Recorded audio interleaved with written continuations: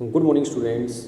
Students, today we are going to discuss about the image formation by a concave mirror.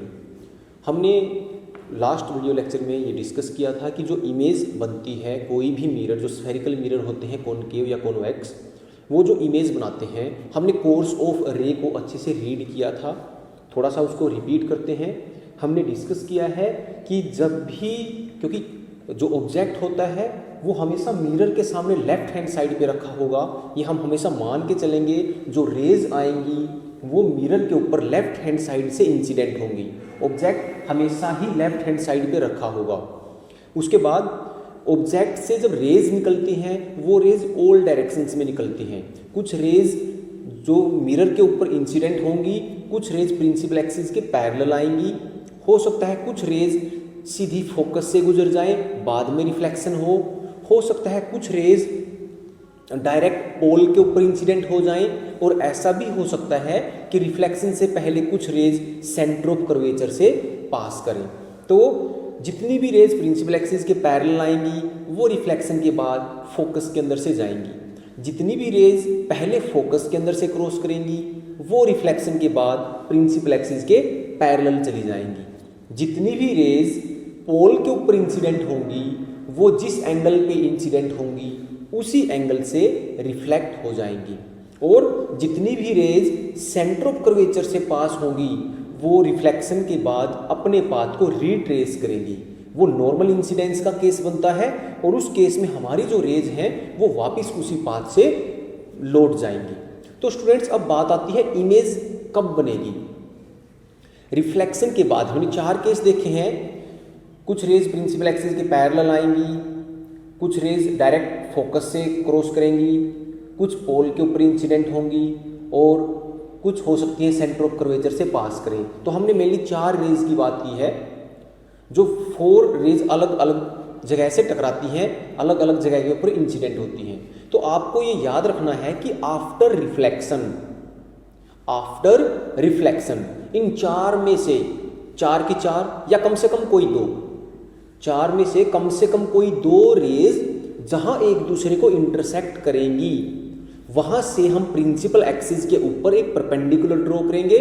वही position होगी image की, और उस perpendicular की जो हाइट बनेगी वो हाइट बनेगी इमेज की। ये याद रखना।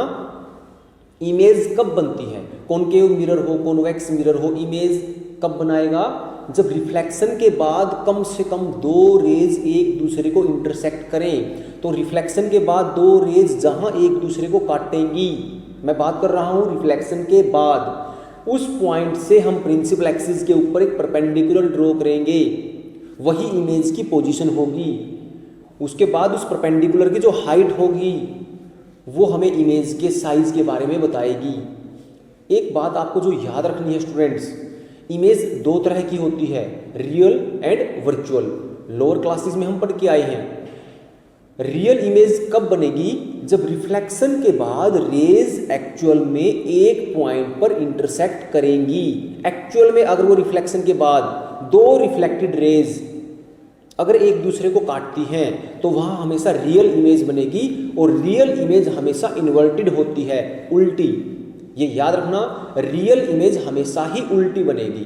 बट अगर रिफ्लेक्शन के बाद रेज एक दूसरे को एक्चुअल में ना काटें, बस काटती हुई अपीयर हो, भाई वो इंटरसेक्ट करती हुई नजर आए, बट एक्चुअल में रिफ्लेक्शन के बाद वो अलग अलग चली जाएं, वो रिफ्लेक्शन के बाद एक दूसरे को इंटरसेक्ट ना करें, बस करती हुई अपीयर हो, तो इमेज बनेगी virtual.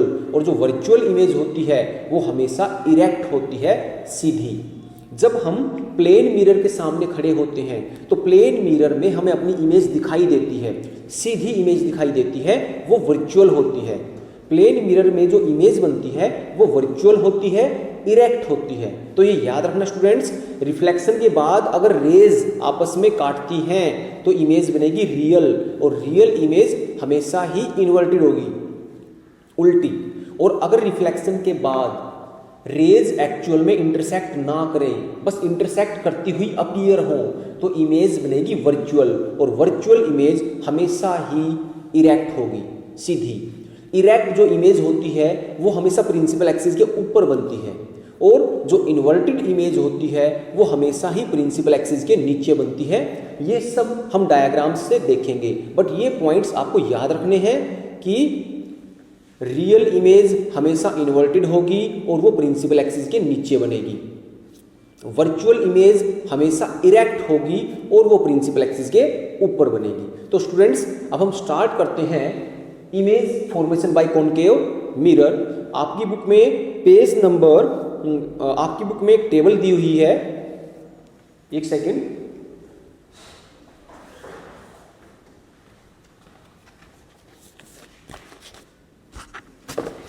Yes, on page number 4.11 आपकी बुक में टेबल गिवन है। हम उस टेबल को अच्छे से रीड करेंगे और उस टेबल से डिफरेंट पोजीशंस पे अगर हम ऑब्जेक्ट को रखें तो इमेज कहाँ कहाँ बनेगी, किस किस पोजीशन पर बनेगी, इसे डिस्कस करेंगे। So first is when object is placed at infinity. अगर मेरा ऑब्जेक्ट मिरर के सामने इनफाइनाइट डिस्टेंस पर रखा हुआ है, तो स्टूडेंट्स हमने पहले भी डिस्कस किया है, अगर हमारा ऑब्जेक्ट मिरर के सामने इनफाइनाइट डिस्टेंस पर रखा हुआ है तो वहाँ से जो रेज आएंगी वो सभी प्रिंसिपल एक्सिस के पैरेलल आएंगी। तो हमारा रे डायग्राम कैसे बनेगा, ये हमारा कॉनकेव मिरर है, this is pole, this is focus, this is centre of curvature. तो इनफाइनाइट, अगर हमारा ऑब्जेक्ट इन्फिनिटी पे रखा हुआ है तो इन्फिनिटी से जब रेज आएंगी तो वो सभी रेज एक दूसरे के पैरेलल आएंगी, ये सभी रेज एक दूसरे के पैरेलल आएंगी, ये सभी रेज मिरर के ऊपर इंसिडेंट होंगी। ये इनफाइनाइट डिस्टेंस से आ रही है। ये एरो, स्टूडेंट्स एरो बहुत जरूरी है क्योंकि एरो ही हमें रे की डायरेक्शन बताता है। अगर आप एरो नहीं लगाएंगे तो आपके मार्क्स कटेंगे, ये बोर्ड का रूल है। तो हमेशा याद रखना एरो हमें रे की डायरेक्शन बताते हैं। अब हमने क्या डिस्कस किया हुआ है कि जब भी रेज प्रिंसिपल एक्सिस के पैरेलल इंसिडेंट होंगी तो वो रिफ्लेक्शन के बाद कहाँ से जाएंगी, फोकस से। तो ये सभी रेज आफ्टर रिफ्लेक्शन ये फोकस से जाएंगी, रिफ्लेक्शन के बाद ये सभी रेज, और मैं रिफ्लेक्टेड रेज की भी डायरेक्शन शो करूंगा।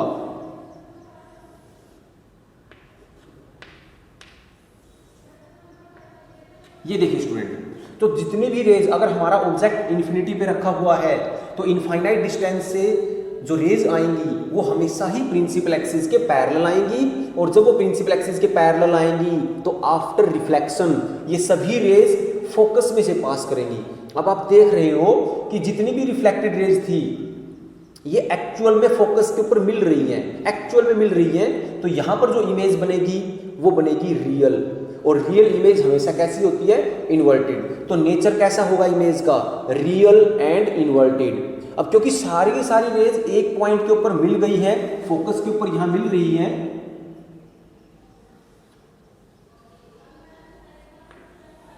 फोकस के ऊपर यहां मिली है स्टूडेंट्स, तो जो साइज होगा वो होगा पॉइंट साइज्ड। साइज कैसा बनेगा इमेज का, पॉइंट साइज्ड। तो यहां से हमें फर्स्ट पॉइंट क्या क्लियर हुआ, हम डिस्कस कर रहे हैं image formation by concave mirror. First, अगर हमारा ऑब्जेक्ट रखा हुआ है कहाँ, एट इन्फिनिटी, तो इमेज कहाँ बनेगी, एट द फोकस। ओके, उसके बाद नेचर कैसा होगा इमेज का, रियल एंड इन्वर्टेड, और साइज कैसा होगा, पॉइंट साइज्ड। तो ये 4 पॉइंट हर इमेज के बारे में हमें पता होने चाहिए। इमेज रियल एंड इन्वर्टेड होगी, फोकस पे बनेगी, पॉइंट साइज्ड होगी। उसके बाद हम क्या करेंगे, हम ऑब्जेक्ट को धीरे धीरे मिरर की ओर मूव करवाएंगे। पहले हमारा ऑब्जेक्ट मिरर के सामने इनफाइनाइट डिस्टेंस पर रखा हुआ है, और आप देख रहे हैं जो रेज आई है वो लेफ्ट हैंड साइड से आई है, हमारा जो ऑब्जेक्ट है वो लेफ्ट हैंड साइड पे रखा हुआ है। अब हमने क्या किया, ऑब्जेक्ट को उठाया और मिरर के नजदीक लेके आए, और सेकंड टाइम हमने ऑब्जेक्ट को कहाँ रखा, बियॉन्ड सी, हमने सी से पहले रख दिया। अब देखेंगे अगर हम ऑब्जेक्ट को सी से पहले रखते हैं तो इमेज कहाँ बनेगी और उसका साइज क्या होगा, उसका नेचर क्या होगा। तो सेकंड जो पॉइंट है वो ये कि जब हमारा ऑब्जेक्ट रखा हुआ है beyond C, beyond C means centre of curvature से पहले अगर हम ऑब्जेक्ट को रखेंगे तो इमेज कैसी बनेगी। Let us start again, concave mirror, pole, this is focus, this is centre of curvature. ये हमें सब पता ही है कि जो फोकस होता है वो सीपी का मिड पॉइंट होता है। हमारा ऑब्जेक्ट रखा हुआ है स्टूडेंट्स बियॉन्ड सी।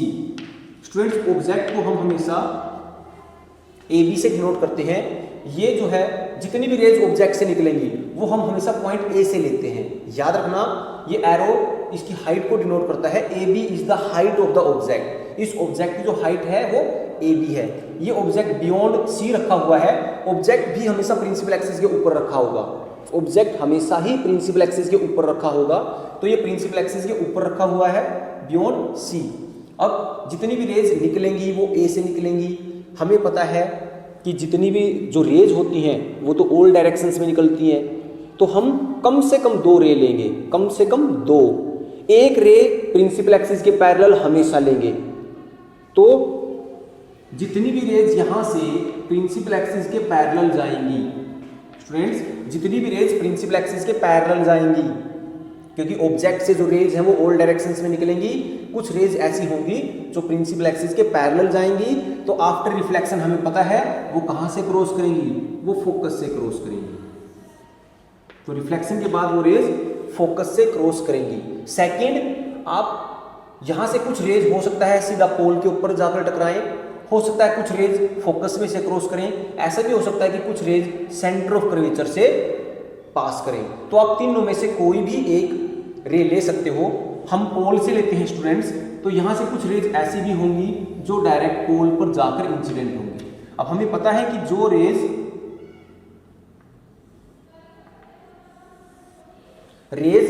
जिस एंगल पर इंसिडेंट होंगी उसी एंगल पर रिफ्लेक्ट हो जाएंगी।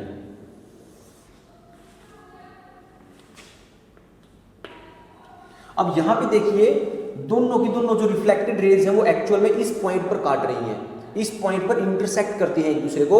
यहां से मैं क्या करूंगा, प्रिंसिपल एक्सिस के ऊपर एक परपेंडिकुलर ड्रॉ करूंगा।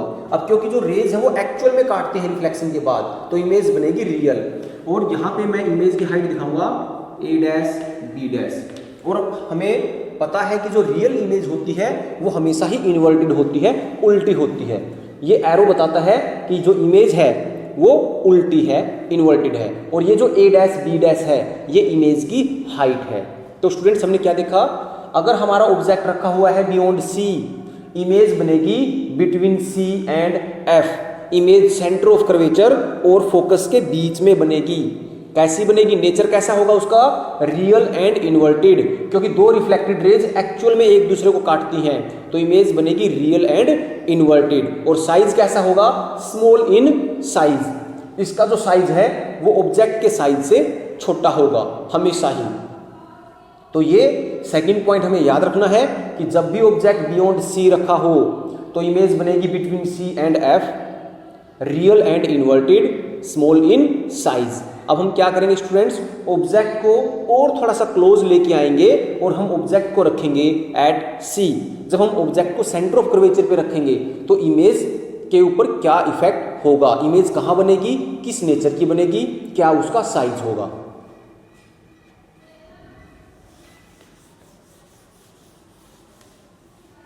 So third point is when the object is placed at C।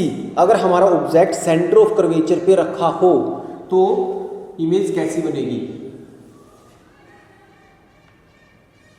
Students. Again pole, this is focus, this is centre of curvature. अब हमारा जो ऑब्जेक्ट है स्टूडेंट्स, लेट अस सपोज अब हमने ऑब्जेक्ट को रख दिया सेंटर ऑफ कर्वेचर पे ए बी। ये हमारा ऑब्जेक्ट है। आपको पता है ऑब्जेक्ट से जो रेज निकलेगी वो ऑल डायरेक्शंस में निकलेंगी, कुछ रेज प्रिंसिपल एक्सिस के पैरेलल जाएंगे। देखो हम बार बार उस बात को रिपीट कर रहे हैं, रेज ऑल डायरेक्शंस में निकलेंगी, कुछ प्रिंसिपल एक्सिस के पैरेलल चली जाएंगी, कुछ सीधी जाके पोल से टकराएंगी, कुछ पहले फोकस में से गुजरेंगी बाद में रिफ्लेक्ट होंगी, कुछ सेंटर ऑफ कर्वेचर में से जाएंगी।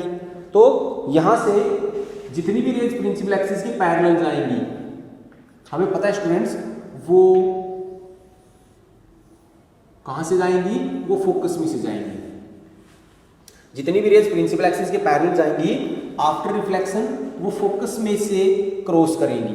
उसके बाद जितनी भी रेज पोल के ऊपर इंसिडेंट होंगी, ये हम पोल के ऊपर ले रहे हैं स्टूडेंट्स, आप फोकस से भी ले सकते हो।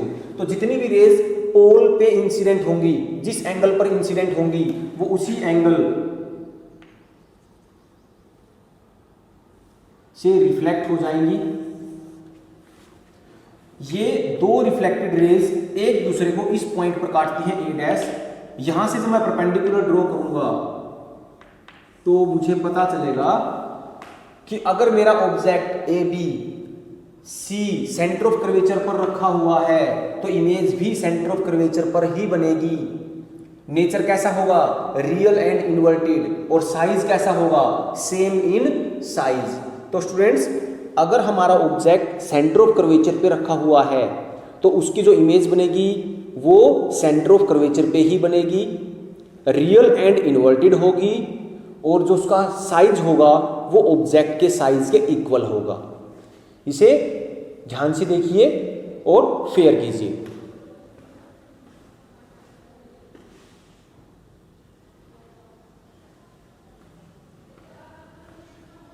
Okay, next case. अब हम क्या करेंगे, ऑब्जेक्ट को थोड़ा सा और क्लोज लेके आएंगे। हम ऑब्जेक्ट को क्या करेंगे, C और F के बीच में रखेंगे और देखेंगे इमेज के ऊपर क्या इफेक्ट होता है। तो students, the fourth case is when the object is placed between the focus and centre of curvature. हमने ऑब्जेक्ट को कहां रखना है? हमने ऑब्जेक्ट को रखना है सेंटर ऑफ कर्वेचर और फोकस के बीच में। This is pole, this is F, this is C। ये मेरा ऑब्जेक्ट है स्टूडेंट्स ए बी, और अब मेरा जो ऑब्जेक्ट है वो F और C के बीच में रखा हुआ है, प्रिंसिपल फोकस और सेंटर ऑफ कर्वेचर के बीच में रखा हुआ है। तो यहां से अगेन सेम वही काम होगा। यहां से जितनी भी रेज प्रिंसिपल एक्सिस के पैरेलल जाएंगी वो रिफ्लेक्शन के बाद कहां से गुजरेंगी? वो रिफ्लेक्शन के बाद फोकस में से गुजरेंगी। ये आप सभी को पता है।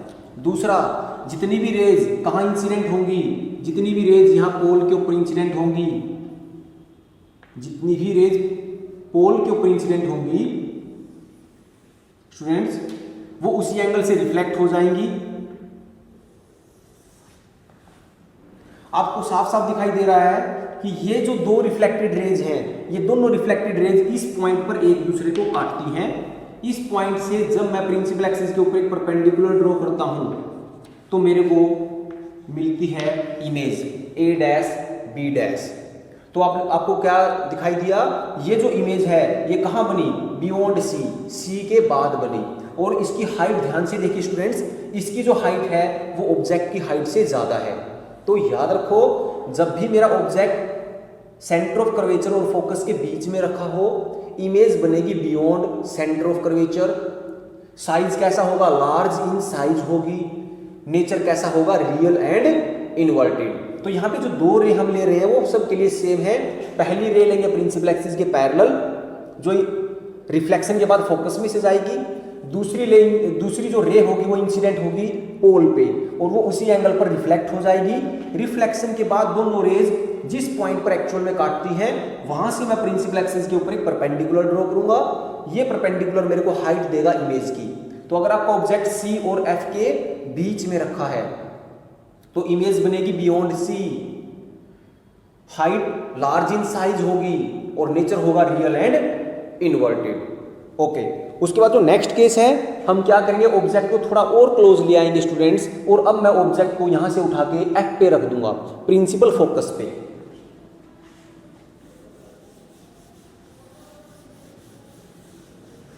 When the object is placed at F, अब हम बात करेंगे जब हमारा ऑब्जेक्ट प्रिंसिपल फोकस पे रखा होगा तो कैसी इमेज बनेगी। This is pole, focus and centre of curvature. अब हम क्या करेंगे स्टूडेंट्स, हम अपने ऑब्जेक्ट को फोकस पे रखेंगे और देखेंगे इमेज कहां बनेगी। तो अगेन सेम वही काम होगा, जितनी भी रेज प्रिंसिपल एक्सिस के पैरेलल जाएंगी वो रिफ्लेक्शन के बाद कहां से जाएंगी? फोकस से।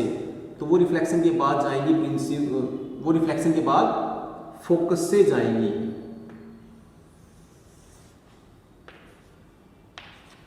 एंड जितनी भी रेज पोल के ऊपर इंसिडेंट होंगी, यहां मत सोचना कि रेज आपस में काट रही हैं। ये एक रिफ्लेक्टेड रे है, दूसरी इंसिडेंट रे है। तो हम बात करते हैं रिफ्लेक्टेड रेज की। तो जितनी भी रेज यहाँ से पोल के ऊपर इंसिडेंट होंगी, जिस एंगल पर इंसिडेंट होंगी वो उसी एंगल से रिफ्लेक्ट हो जाएंगी।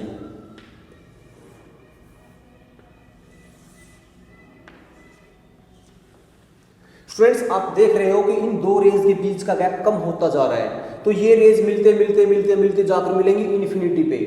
जब उस इन्फिनिटी से मैं परपेंडिकुलर ड्रॉ करूंगा प्रिंसिपल एक्सिस तक, तो वो हाइट कितनी ज्यादा हो जाएगी। तो ये याद रखो, अगर हमारा ऑब्जेक्ट प्रिंसिपल फोकस पे रखा हुआ है तो इमेज बनेगी एट इन्फिनिटी, बहुत दूर जाके इमेज बनेगी। कैसी बनेगी? हाईली एनलार्ज, बहुत बड़ी बनेगी। नेचर कैसा होगा? रियल एंड इन्वर्टेड, क्योंकि ये दो रिफ्लेक्टेड रेज एक्चुअल में इनफाइनाइट डिस्टेंस पर जाने के बाद एक दूसरे के साथ इंटरसेक्ट करेंगी। तो अगर ऑब्जेक्ट रखा हुआ है एट एफ, इमेज बनेगी एट इन्फिनिटी, साइज होगा कैसा? हाईली एनलार्ज, और नेचर कैसा होगा? Real and inverted. अब स्टूडेंट्स हमने क्या किया, ऑब्जेक्ट को थोड़ा सा और क्लोज ले आए और ऑब्जेक्ट को अब हमने रखा बिटवीन एफ एंड पी। ये एक केस ऐसा होता है कॉनकेव मिरर में, स्पेशल याद रखना, अगर आपका ऑब्जेक्ट फोकस और पोल के बीच में रखा हो तो इमेज बनती है वर्चुअल एंड इरेक्ट, वो बनेगी बिहाइंड द मिरर, और उसकी जो हाइट होगी वो ऑब्जेक्ट के साइज से ज्यादा होगी। वो अभी हम देखेंगे। ये एक अकेला ऐसा केस है जब कॉनकेव मिरर वर्चुअल इमेज बनाता है।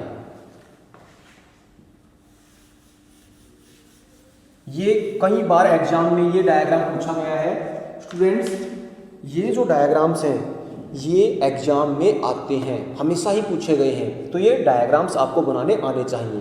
तो अब लास्ट केस क्या है?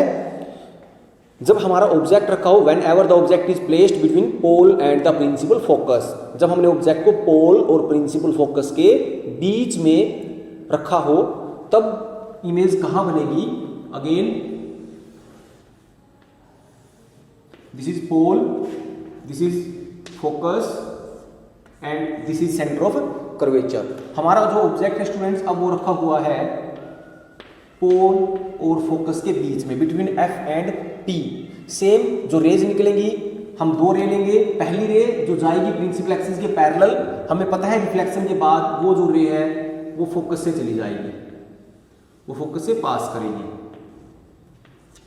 ओके स्टूडेंट्स, जितनी भी रेज प्रिंसिपल एक्सिस के पैरेलल जाएंगी after reflection they travels through the focus. और दूसरा, जितनी भी रेज पोल के ऊपर इंसिडेंट होंगी स्टूडेंट्स, जिस एंगल से इंसिडेंट होंगी उसी एंगल से रिफ्लेक्ट हो जाएंगी। अब ये दो रे ध्यान से देखिए, ये दोनों रिफ्लेक्टेड रेज हैं, इन दोनों के बीच का गैप बढ़ता जा रहा है, तो ये आपस में कभी भी इंटरसेक्ट नहीं करेंगी। ध्यान से देखिए, ये जो दो रिफ्लेक्टेड रेज हैं इनके बीच का गैप बढ़ता जा रहा है, तो ये आगे जाके कभी भी नहीं मिलेंगी। तो हम क्या करेंगे, जब हम इन्हें पीछे प्रोड्यूस करेंगे, हमने क्या किया, इस रे को भी पीछे प्रोड्यूस किया, इस रे को भी पीछे प्रोड्यूस किया, and both these rays are appears to meet at any point A dash. दोनों की दोनों जो रेज थी वो ए डैश पॉइंट पर मिलती हुई नजर आएंगी। यहां से हम एक परपेंडिकुलर ड्रॉ करेंगे। स्टूडेंट्स मैं ये सब डॉटेड क्यों ले रहा हूं? मैं सब डॉटेड इसीलिए ले रहा हूं क्योंकि ये रियल में नहीं है, ये रियल में नहीं है। रियल में तो रेज फैल रही हैं, हमने इनको पीछे प्रोड्यूस किया तो हम इसको डॉटेड लेंगे। अब ये परपेंडिकुलर ड्रॉ किया और ये जो आया ए डैश बी डैश, ये मेरी इमेज यहाँ बनेगी, मेरी इमेज बनेगी यहाँ, और इमेज की जो हाइट है वो ऑब्जेक्ट की हाइट से ज़्यादा होगी। अब मेरी इमेज बनी है प्रिंसिपल एक्सिस के ऊपर, लेकिन ये रियल में रेज के काटने से नहीं बनी, तो मेरी इमेज होगी वर्चुअल। तो ये याद रखना स्टूडेंट्स, एक केस ऐसा होता है जब concave mirror virtual and erect image बनाता है। बाकी सब इमेज बन रही थी प्रिंसिपल एक्सिस के नीचे, ये इमेज बनी है प्रिंसिपल एक्सिस के ऊपर। तो जब भी आपका ऑब्जेक्ट एफ और पी के बीच में रखा हो, बिटवीन फोकस एंड द पोल, तो रिफ्लेक्शन के बाद जो रेज होंगी वो एक्चुअल में एक दूसरे को कभी भी इंटरसेक्ट नहीं करेंगी। हम उन रेज को जब रिप्रोड्यूस करते हैं तो वो रेज हमें पॉइंट ए डैश के ऊपर मिलती हुई अपीयर होती है। यहाँ से हम एक परपेंडिकुलर ड्रॉ करते हैं प्रिंसिपल एक्सिस के ऊपर, तो ए डैश बी डैश ये मेरे पास इमेज आती है जो वर्चुअल होगी, रियल नहीं होगी, वर्चुअल होगी। साइज लार्ज इन साइज, और जो इसकी हाइट होगी वो ऑब्जेक्ट से ज़्यादा होगी। तो स्टूडेंट्स ये जो डायग्राम्स हैं आपकी बुक में पेज नंबर 4.10 पे दिए हुए हैं। आपको ये सारे डायग्राम्स अपनी नोटबुक में फेयर करने हैं और पेज नंबर 4.11 पे एक टेबल दी है, वो टेबल भी आपको नोटबुक में फेयर करनी है, क्योंकि हमारा जो एग्ज़ाम है सीबीएसई का एग्ज़ाम, उसके अंदर डायग्राम्स भी आते हैं, उसके अंदर टेबल भी आती है। तो आपको पता होना चाहिए कि हम ऑब्जेक्ट को कहाँ रखेंगे, इमेज कहाँ बनेगी। स्टूडेंट्स इस डायग्राम को एक बार अच्छे से ऑब्जर्व कीजिए।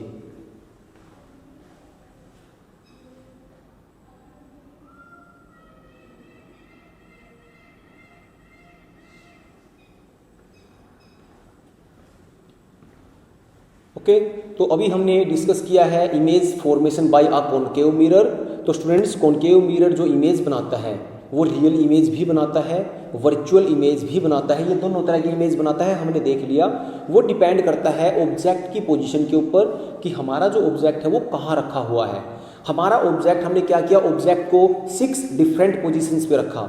हमने अलग अलग 6 अलग अलग पोजीशंस पे हमने ऑब्जेक्ट को रखा और उसके बाद हमने देखा कि इमेज कैसी बनी, उसका नेचर कैसा है, उसकी हाइट कैसी है। फर्स्ट केस, अगर हमारा ऑब्जेक्ट रखा हो इन्फिनिटी पे, इमेज बनेगी at the focus at F, nature होगा रियल एंड इन्वर्टेड, साइज कैसा होगा, पॉइंट साइज्ड। उसके बाद नंबर 2, अगर हमारा ऑब्जेक्ट रखा हुआ है बियॉन्ड सी, सी से पहले, तो इमेज बनेगी between C and F, real and inverted, small in size. अगर हमारा ऑब्जेक्ट रखा हुआ है एट सी, तो इमेज भी कहाँ बनेगी, at C, real and inverted, same in size. उसके बाद हमने ऑब्जेक्ट को और आगे ले आए, ऑब्जेक्ट रखा हुआ है between C and F, image बनेगी beyond C, large in size, real and inverted. Number 5, अगर हमारा ऑब्जेक्ट रखा हुआ है एट एफ फोकस पे, तो इमेज बनेगी एट इन्फिनिटी, साइज होगा हाईली एंड लार्ज, नेचर होगा रियल एंड इन्वर्टेड। और एक 6th जो केस है, लास्ट केस, जिसमें इमेज वर्चुअल बनती है, अगर हमारा ऑब्जेक्ट रखा हुआ है between F and P, focus और पोल के बीच में, तो इमेज बनेगी virtual and erect, behind the mirror बनेगी, लार्ज इन साइज होगी। तो स्टूडेंट्स ये सभी डायग्राम्स हम अपनी नोटबुक में फेयर करेंगे। ये जो डायग्राम्स हैं ये एग्जाम में आते हैं, जो टेबल है वो भी एग्जाम में पूछी जाती है। अगर आपको कोई प्रॉब्लम है तो आप मुझे मैसेज कर सकते हैं, कॉल भी कर सकते हैं, आप पूछ सकते हैं किसी भी डायग्राम के बारे में। Thank you.